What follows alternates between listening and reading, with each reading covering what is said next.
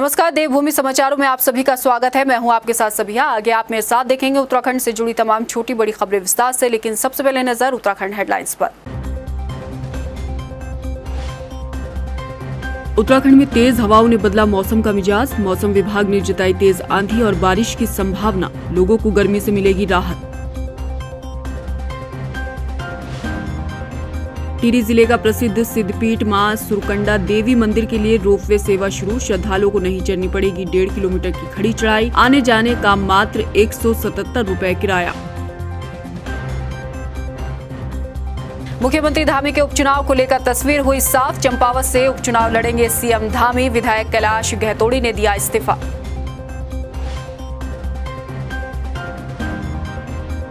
विधानसभा अध्यक्ष रितु खंडूरी का बड़ा बयान। कोटद्वार को बिना जिला बनाए नहीं बन सकता मेडिकल कॉलेज। कांग्रेस ने कसा तंज, सिर्फ टाल मटोल करती आई है सरकार। हेडलाइंस के बाद बुलेटिन में खबरें विस्तार से। काफी दिनों से मुख्यमंत्री पुष्कर सिंह धामी के कई सीटों पर उपचुनाव की अटकलों पर आखिरकार विराम लग चुका है। सीएम धामी चंपावत सीट से उपचुनाव लड़ेंगे। धामी के लिए सीट छोड़ने वाले कैलाश गहतोड़ी समेत भाजपा को इस बात का पूरा भरोसा है कि उपचुनाव में जीत भाजपा की ही होगी। देखिए एक रिपोर्ट। तमाम तरह के कयासों को दूर कर भाजपा ने आखिरकार तय ही कर लिया कि सीएम धामी चंपावत सीट से उपचुनाव लड़ेंगे।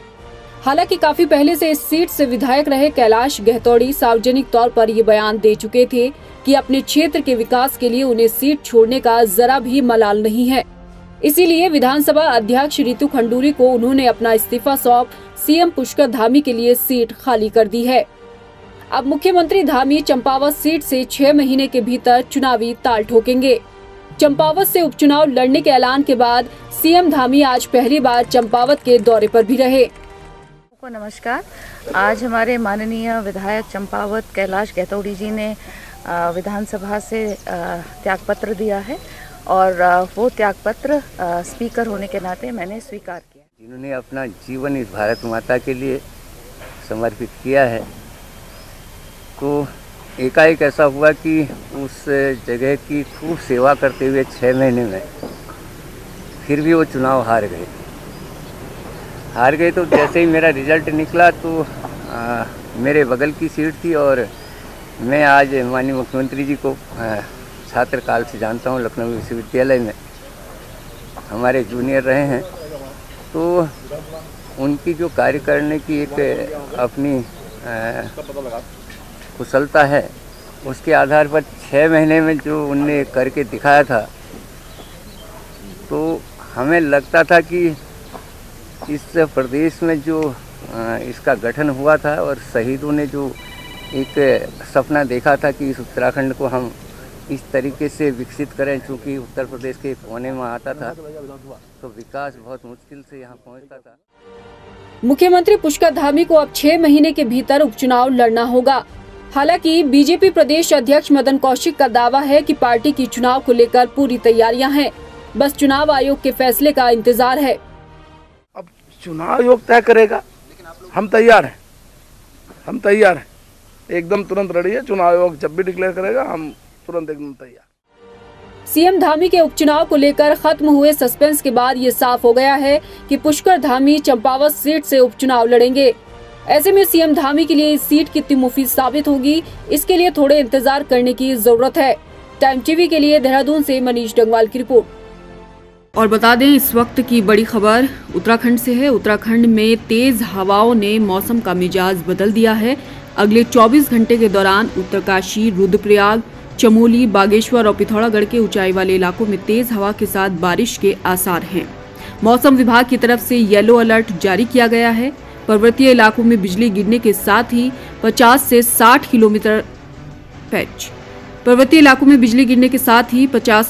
किलोमीटर प्रति घंटा की रफ्तार से आंधी चलने की आशंका भी है। मौसम विज्ञान केंद्र के निदेशक विक्रम सिंह के मुताबिक 2-3 दिनों तक मैदान से पहाड़ तक मौसम में बदलाव देखने को मिलेगा। देहरादून में आंशिक रूप से बादल छाए रहेंगे और लोगों को बढ़ती और चिलचिलाती गर्मी से राहत मिलेगी। वहीं दूसरी खबर टिहरी जिले से है। बता दें कि टिहरी जिले का प्रसिद्ध सिद्धपीठ मां सुरकंडा देवी मंदिर के लिए अब रोपवे सेवा शुरू कर दी गई है। अब भक्तों को 1.5 किलोमीटर चढ़ाई नहीं चढ़नी पड़ेगी। रोपवे नवरात्र से पहले बनकर तैयार हो गया था, लेकिन विभागीय कार्रवाई में देरी के कारण ये शुरू नहीं हो पाया था। पहले दिन करीब 240 श्रद्धालुओं ने रोपवे से सफर कर मां मंदिर के दर्शन किए हैं। रोपवे में मंदिर तक आने जाने का किराया मात्र 177 रुपए तय किया गया है। 32 करोड़ रुपए की लागत से बनाए गए रोपवे में 16 डिब्बे लगाए गए हैं।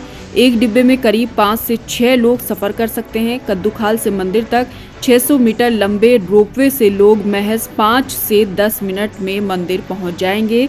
और श्रद्धालुओं के लिए ये एक राहत की खबर है कि जो टिहरी जिले का प्रसिद्ध सिद्धपीठ मां सुकंडा देवी मंदिर है, अब उसके लिए रोपवे सेवा शुरू कर दी गई है और मात्र 177 रुपए किराया जो है वो तय किया गया है। लंबे वक्त के बाद आखिरकार सीएम पुष्कर सिंह धामी के लिए विधानसभा सीट का चयन हो गया है।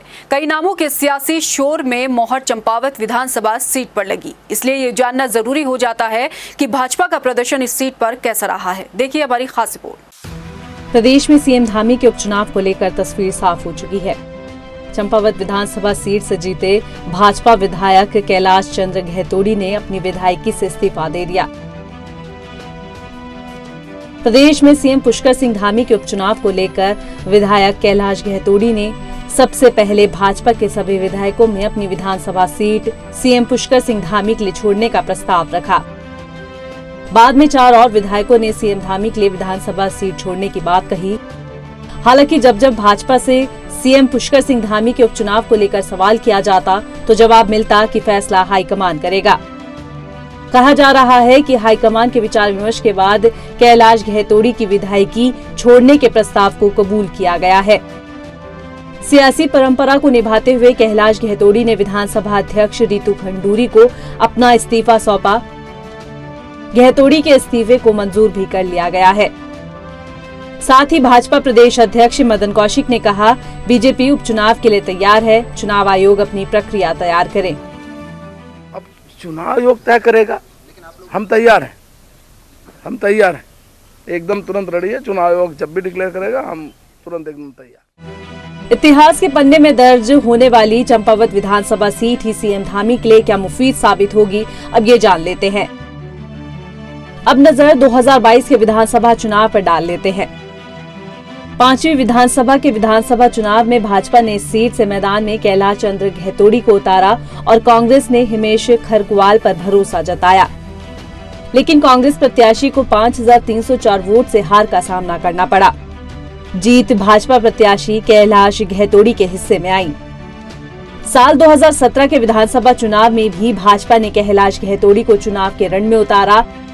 चौथे विधानसभा चुनाव में भी कैलाश गहतोड़ी की टक्कर कांग्रेस के हिमेश खरकवाल से थी। उस दौरान मोदी मैजिक के चलते कांग्रेस प्रत्याशी हिमेश को हार का मुंह देखना पड़ा था। साल 2012 के विधानसभा चुनाव में इस सीट से कांग्रेस प्रत्याशी हिमेश खरकवाल जीते और इस दौरान प्रदेश में कांग्रेस की ही सरकार बनी। साल 2007 में भाजपा ने इस सीट के लिए मदन सिंह महाराणा की पत्नी बीना महाराणा को चुना। बीना महाराणा जीतकर विधानसभा की सदस्य भी बनी। साल 2002 में राज्य गठन के दौरान ये सीट कांग्रेस के हिस्से में आई और इस सीट का नेतृत्व हिमेश खरकवाल ने किया। आंकड़े बताते हैं यहां अब तक फेर बदल कर कई चेहरे आए, लेकिन साल 2017 और 2022 में भाजपा का ही कब्जा रहा। प्रदेश के कुमाऊं रीजन में मौजूद चंपावत विधानसभा सीट काफी अहम है। चंपावत विधानसभा सीट ग्रामीण श्रेणी में आती है। इस सीट का मिथक ये भी है कि सरकार जिसकी विधायक उसका। अब देखना होगा ये सीट अब तक जितनी मुफीद कैलाश गहतोड़ी के लिए रही, क्या उतनी ही सीएम धामी के लिए रह पाएगी। खबरों में बढ़ेंगे आगे। कोटद्वार मेडिकल कॉलेज का जिन एक बार फिर बोतल से बाहर आ गया है। विधानसभा स्पीकर के एक बयान से इस मसले को लेकर गरमाई सूबाई सियासत के बीच सवाल भी खड़े हो रहे हैं। पूरे मामले को समझने के लिए देखिए हमारी ये रिपोर्ट। बीजेपी में हरक सिंह रावत के रहते सुर्खियों में आया कोटद्वार मेडिकल कॉलेज का मुद्दा एक बार फिर बोतल से बाहर आ गया है। कोटद्वार मेडिकल कॉलेज को लेकर विधानसभा स्पीकर रितु खंडूरी के दिए गए बयान से सियासत एक बार फिर गर्मा चुकी है। रितु खंडूरी ने ये साफ कर दिया है कि जब तक कोटद्वार जिला नहीं बन जाता तब तक कोटद्वार में मेडिकल कॉलेज बन ही नहीं सकता। एक जिला को एक मेडिकल कॉलेज मिलता है, ये हम सब जानते हैं। तो इसमें कहाँ पे गड़बड़ हो रही है ये हम और आप जानते हैं। जब जिला ही नहीं है कोटद्वार, तो हम इस बात को क्यों बार बार कहते हैं कि वहाँ पे मेडिकल कॉलेज बनेगा? नहीं बन सकता है ना। आप पहले ज़िले के लिए लड़ाई लड़ेंगे, हम ज़िले के लिए लड़ाई लड़ेंगे और मेडिकल कॉलेज के लिए उसके बाद लड़ाई लड़ेंगे। ये या तो फिर आप भारत सरकार में जाके चेंज करवाइए रूल्स रेगुलेशन। वहाँ का रूल है कि भाई हर ज़िले को एक मिलेगा और हमारे ज़िले में ऑलरेडी श्रीनगर मेडिकल कॉलेज है। सो दिस इज़ इररेलेवेंट, ये क्वेश्चन होना ही नहीं चाहिए। अब हमें ज़िले की बात करनी चाहिए या पॉलिसी चेंज करवानी चाहिए। हमारे अफसर जाएँ और अगर उसमें कोई गुंजाइश है तो हम भी जाएंगे। इस बात से सभी इत्तेफाक रखते हैं कि एक जिले में 2 मेडिकल कॉलेज कतई नहीं हो सकते हैं, मगर सवाल ये है कि जब कोटद्वार में मेडिकल कॉलेज बन ही नहीं सकता तो फिर धामी सरकार ने मेडिकल कॉलेज के लिए कैसे 25 करोड़ की धनराशि जारी कर दी। हालांकि उस वक्त हरक सिंह रावत ने बयान दिया था कि राज्य सरकार अपने संसाधनों से मेडिकल कॉलेज बना सकती है, मगर विधानसभा अध्यक्ष की प्राथमिकता मौजूदा वक्त में मेडिकल कॉलेज नहीं बल्कि कोटद्वार अस्पताल में बेहतर व्यवस्थाओं पर काम करने को लेकर है। जी वो है लेकिन अब रिसोर्सेज कितने हैं, क्या हैं? कुछ पैसा आया है, 40 करोड़ आया है, वो किसके लिए आया है, कैसे आया है, उसको अभी मुझे देखना होगा, समझना होगा और उसके बाद निर्णय लेंगे। हाँ, हमारा हॉस्पिटल जो बेस हॉस्पिटल है उसे सुदृढ़ करना है, वहाँ बहुत दिक्कतें हैं और उस पर अब हम लगेंगे। कुल मिलाकर देखें तो कोटद्वार में मेडिकल कॉलेज से पुरानी मांग जिला बनाने की रही है, जो कि मेडिकल कॉलेज से बड़ी मांग है। ऐसे में देखना होगा कि रितु खंडूरी जिला बनाने के लिए जिस संघर्ष की बात कर रही हैं, वो संघर्ष कैसा होगा। खैर, दिलचस्प सवाल ये है कि कोटद्वार से विधायक और मंत्री रहते हरक सिंह ने जिस मेडिकल कॉलेज की नींव रखी थी, वो कभी इमारतों में तब्दील होगा या फिर जनता के साथ मेडिकल कॉलेज के नाम पर सिर्फ छलावा ही होगा। टाइम टीवी के लिए देहरादून से मनीष डंगवाल की रिपोर्ट। कोटद्वार में मेडिकल कॉलेज बनाने के मुद्दे पर हो रही सियासत के बीच कांग्रेस ने बीजेपी सरकार पर तंज कसा है। कांग्रेस प्रवक्ता गरिमा मेहरा दसौनी ने भाजपा को आड़े हाथ लेते हुए कहा कि प्रदेश सरकार सिर्फ आज तक टालमटोल करती आई है, सरकार के बस की कुछ नहीं। ये कुछ करें तो सही। पहले आप जिला बनाएंगे, ये जिले की खबर हम कब से निशंक जी के समय पर सुनते चले आ रहे हैं। निशंक जी ने तो एक पावन पीठ से 4 जिलों की घोषणा करी, वो आज तक अस्तित्व में नहीं आए। गोया ऐसा लगता है कि निशंक जी किसी और ही दल के मुख्यमंत्री थे। चलिए, कांग्रेस के मुख्यमंत्रियों के विकास को आगे ना बढ़ाइए, उनकी घोषणाओं को आगे ना बढ़ाइए, लेकिन आपका ये नैतिक दायित्व है कि अपने जो पूर्व मुख्यमंत्री हैं वो अगर यहाँ की प्रदेश की जनता से कोई घोषणा करके गए थे तो उसको पूरा करना आगे आने वाले भविष्य में आने वाले मुख्यमंत्रियों का कर्तव्य था। लेकिन आज 10 साल बीत जाने के बाद भी हमें वो नहीं दिखा। यहाँ दिखा तो अपने ही मुख्यमंत्री के फैसलों को पलटने की होड़ दिखी। त्रिवेंद्र रावत ने जितने भी फैसले लिए, पुष्कर सिंह धामी के कार्यकाल तक आते आते वो सारे फैसले बदल दिए गए। तो ऐसे में जिला पहले बनेगा या मेडिकल कॉलेज पहले बनेगा, ये उसी तरह से है जैसे मुर्गी पहले आई या अंडा पहले आया। वहीं विधानसभा अध्यक्ष रितु खंडूरी ने लालढांग चिल्लरखाल मोटर मार्ग को लेकर भी बयान दिया है। उन्होंने कहा कि फिलहाल एम्पावर्ड कमेटी के फैसले का इंतजार हो रहा है। एम्पावर्ड कमेटी की इजाजत नहीं मिलती है तो फिर दूसरी व्यवस्था भी करेंगे। इस संबंध में अधिकारियों को प्रस्ताव तैयार करने के लिए भी निर्देश दिए गए हैं। जल्द ही मोटर मार्ग बनाने का काम किया जाएगा। ऐसा है, उस मार्ग को समझने के लिए पहले तो ये बैठक हुई थी। मैं जानना चाहती थी कि इसमें इतनी डिले क्यों हो रही है, क्या कारण है कि हम इसको बना नहीं पा रहे हैं। तो पहले उसको मैंने समझा और अभी आप लोग सब जानते हैं कि सुप्रीम कोर्ट की एम्पावर्ड कमेटी आई थी और उन्होंने वहाँ एक कुछ रिपोर्ट बनाई है। वो रिपोर्ट हमारे पास नहीं आई है, लेकिन हमने दोनों, मैंने जो हमारे अफसर हैं उनसे ये कहा है कि हम दोनों तरह से तैयारी। कांग्रेस के नवनियुक्त प्रदेश अध्यक्ष करण माहरा का हल्द्वानी में जोरदार स्वागत हुआ। इस मौके पर कांग्रेस प्रदेश अध्यक्ष करण माहरा ने कार्यकर्ताओं में जोश भरने की कोशिश की। करण माहरा ने कहा कि कांग्रेस पार्टी अगले कुछ दिनों में मजबूती से खड़ी दिखाई देगी। उन्होंने कहा कि कांग्रेस के अंदर कोई किसी तरह की गुटबाजी नहीं है। इसके साथ ही प्रदेश में बिजली कटौती और पेयजल किल्लत पर करण माहरा ने प्रदेश सरकार पर जमकर निशाना साधा। लाल बत्ती से ज़्यादा ज़रूरी इस समय लोगों को बिजली और पानी की आवश्यकता है। जो बच्चे एग्ज़ाम देने की तैयारी कर रहे हैं उनकी आवश्यकता है। लोगों की खेती नहीं हो पा रही, सिंचाई नहीं हो पा रही, लोगों को पीने का पानी नहीं मिल रहा है, बच्चे पढ़ाई नहीं कर पा रहे। तो इससे बड़ा दुर्भाग्य और क्या हो सकता है। अभी भी मुख्यमंत्री जी को केवल सत्ता का और अपनी राजनीति का करण का जो है ध्यान है। लोगों के लिए 10 करोड़ रुपये महंगे हैं, लेकिन जो ये 100 लोगों को लाल बत्ती दी जाएगी, उन पर जो खर्चा होगा उसका आकलन कर लीजिए, वो इससे कहीं ज़्यादा होगा। आगामी चारधाम यात्रा को देखते हुए इस बार ग्रीन कार्ड की अवधि वाहन संचालकों के लिए 2 महीने से बढ़ाकर नवंबर तक कर दी गई है और अगर जरूरत पड़ी तो उसे 1 साल तक के लिए कर दिया जाएगा। साथ ही मंत्री चंदन राम दास का कहना है कि पर्यटन में जो भी पंजीकरण हो रहा है उसमें डुप्लीकेसी ना हो, इसके लिए पर्यटन सचिव, परिवहन सचिव और सरकार बैठक कर उसका निस्तारण करेगी। ग्रीन कार्ड और इसका आया है तो ग्रीन कार्ड जो है मैं समझता हूँ कि हमारे वाहन स्वामी के लिए ये बहुत महत्वपूर्ण है और ये पहले 2 महीने के लिए बनता था। इस बार हमने नवंबर तक के लिए इसकी व्यवस्था कर दी है। अगर आवश्यकता पड़ेगी तो हम इसको साल भर के लिए भी करेंगे। और मेरा मानना है कि जो पर्यटन में हम पंजीकरण करा रहे हैं तो ये डुप्लीकेसी ना हो, इसके लिए पर्यटन सचिव, हमारे परिवहन सचिव और हम सब बैठ के इसको निस्तारण करेंगे। चारधाम यात्रा में गैर हिंदुओं के प्रवेश को लेकर मुख्यमंत्री पुष्कर सिंह धामी के निर्देशों के बाद पुलिस ने वेरिफिकेशन अभियान शुरू कर दिया है। प्रदेश में 10 दिनों तक चलने वाले इस अभियान में पुलिस बाहरी व्यक्तियों का वेरिफिकेशन करेगी, जिसके लिए डीजीपी अशोक कुमार ने सभी जिलों के कप्तानों के साथ मीटिंग कर अपने अपने जिलों में 10 दिन का सघन वेरिफिकेशन अभियान चलाने के आदेश जारी किए हैं। सत्यापन पे हमने समस्त जिलों को कहा है कि जो भी बाहरी व्यक्ति यहाँ पर आए हैं उत्तराखंड में, चाहे वो ठेलिया वाले हों, मजदूर हों, नौकरी पेशा हों, तो उनका सत्यापन कराया जाए हर हालत में। कौन है, कहाँ से आए हैं, क्या उनकी बैकग्राउंड है। तो उस काम को एक स्पेशल ड्राइव 10 दिन का चला के, जिससे कि चारधाम से पहले ही हम थोड़ा क्लैरिटी आ जाए, ये करने के लिए 10 दिन का स्पेशल ड्राइव उसके लिए चलाया गया। और अब बात करेंगे खबर के असर की। लोहाघाट के आयुर्वेदिक चिकित्सालय के बंद पड़े तालों को आखिरकार खोल दिया गया है। प्रशासन ने खबर का संज्ञान लेते हुए पिछले 10 दिनों से अस्पताल में लटके ताले को खुलवा दिया है। इससे दूर दराज से इलाज के लिए आने वाले मरीजों को राहत मिली है। आपको बता दें कि 12 अप्रैल से चिकित्सालय में ताले लटके होने से स्थानीय लोगों के साथ दूर दूर से आने वाले मरीज बिना इलाज के ही वापस लौट रहे थे। वहीं क्षेत्र के लोगों ने अस्पताल में परमानेंट डॉक्टर और फार्मासिस्ट रखने की मांग की है। अब रोस्टर वाइज ड्यूटी लगी है डीओ ऑफिस चंपावत की ओर से। बृहस्पति, शुक्र, शनि को मेरी ड्यूटी लगी है। सोम, मंगल, बुध को फार्मासिस्ट रोसाल से आ रहे हैं, दिगाली चौड़ से ड्यूटी करने यहाँ पे। तो अब ये लगातार खुलेगा सर? अब ये लगातार खुलेगा। जब से खुला है तो बहुत अच्छा लग रहा है, जिसमें मरीजों को बहुत सुविधाएं मिल रही हैं कि उनका आना जाना दिन प्रतिदिन बढ़ रहे हैं। मरीज भी बहुत हैं, जिनको जो दिक्कतें हो रही थी उनको अब खुशी का माहौल है काफ़ी खुलने से। और धन्यवाद है प्रशासन द्वारा जो इतनी लगन खोला गया, ये करवाया गया इसके प्रति कार्रवाई। कटिहारगंज में दर्जनों भाजपा नेताओं ने बाजार में खोका फड़ दुकानदारों की स्थायी व्यवस्था न होने तक अतिक्रमण अभियान रोकने के लिए उप जिलाधिकारी तुषार सैनी को ज्ञापन सौंपा, जिसमें लिखा है कि अतिक्रमण की कार्रवाई से छोटे दुकानदारों को परेशानियों का सामना करना पड़ रहा है, इसलिए उनकी व्यवस्था होने तक उन्हें कम से कम 15 दिन की मोहलत दी जाए।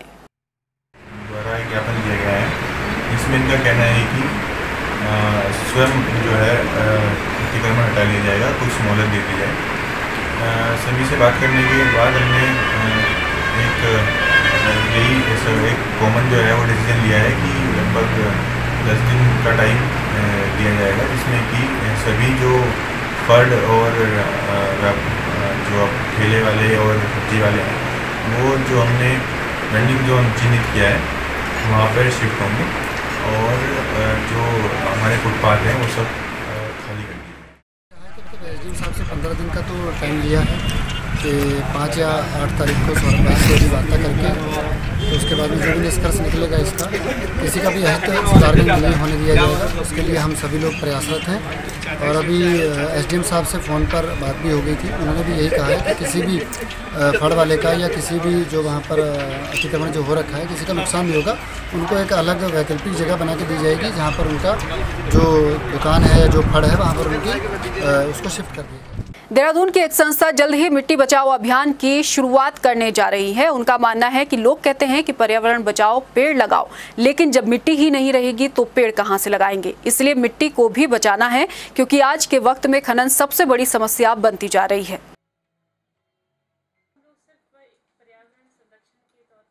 जी वाकई खनन की समस्या नदियों के लिए तो है, लेकिन इसमें हम लोग इस मिट्टी बचाओ अभियान के तहत ही सब में संवेदनशीलता ला रहे हैं कि जो खनन करने वालों एक बार सोचे तो सही कि हम लोग वाकई मिट्टी के साथ सही कर रहे हैं गलत। हम एक तरह से उनकी अंतरात्मा जगाने की कोशिश कर रहे हैं, ये हम लोग उनको भावनात्मक रूप से जागरूक कर रहे हैं। और रही बात अभियान की, तो समय आने पर हम लोग ये अभियान भी शुरू कर सकते हैं। खटीमा के ग्रामीण क्षेत्रों में हो रहे अवैध मिट्टी खनन के खिलाफ पुलिस ने कार्रवाई की। खटीमा पुलिस ने देर रात अवैध मिट्टी खनन के आरोप में मिट्टी से भरी 7 ट्रैक्टर ट्रॉली और 1 मड रोलर को पकड़ा है। पुलिस ने अवैध खनन में मुकदमा दर्ज कर सभी ट्रैक्टर ट्रॉली सीज कर दी हैं। पुलिस को काफी वक्त से उधम सिंह नगर जनपद की सीमांत खटीमा कोतवाली से ग्रामीण क्षेत्रों में अवैध मिट्टी खनन की शिकायतें मिल रही थी, जिसके मद्देनजर ये कार्रवाई की गई है। ये पुलिस को सूचना प्राप्त हो रही है कुछ लोगों द्वारा रात के अंधेरे में अवैध रूप से मिट्टी का खनन किया जा रहा है। इसमें पुलिस द्वारा कार्रवाई करते हुए 7 ट्रैक्टर ट्रॉली और 1 मड रोलर को सीज किया गया है। वो सीज किए गए हैं, उसमें अवैध खनन की रिपोर्ट संबंधित विभाग को दी जाएगी।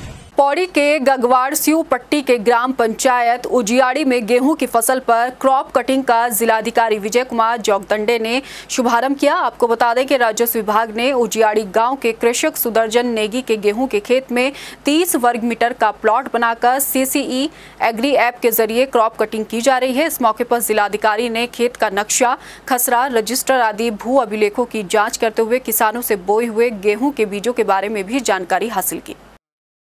उजियाड़ी में आज हम लोग जो है क्रॉप कटिंग का कार्रवाई करने के लिए आए थे। यहाँ पर 6x5 मीटर का क्षेत्रफल में कितना उत्पादन हुआ उसका भी पैमाइश किया गया और नपत के दौरान जो है गेहूँ का फसल जो भी हमने नपत किया है, तोल किया है, उसमें 9.2 kg 9 किलो 200 ग्राम का तोल आया है 30 वर्ग मीटर के क्षेत्र में।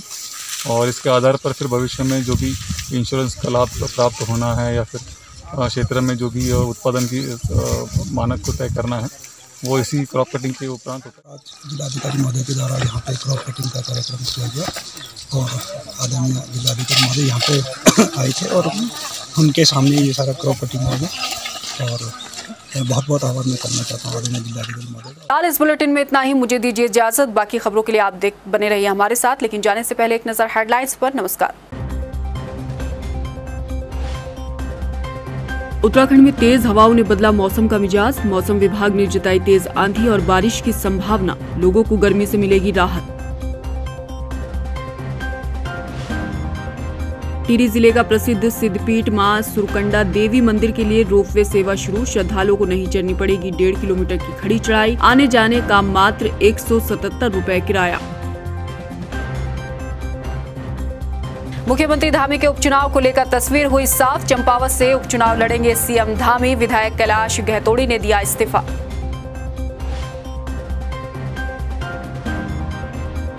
विधानसभा अध्यक्ष रितु खंडूरी का बड़ा बयान। कोटद्वार को बिना जिला बनाए नहीं बन सकता मेडिकल कॉलेज। कांग्रेस ने कसा तंज, सिर्फ टाल मटोल करती आई है सरकार।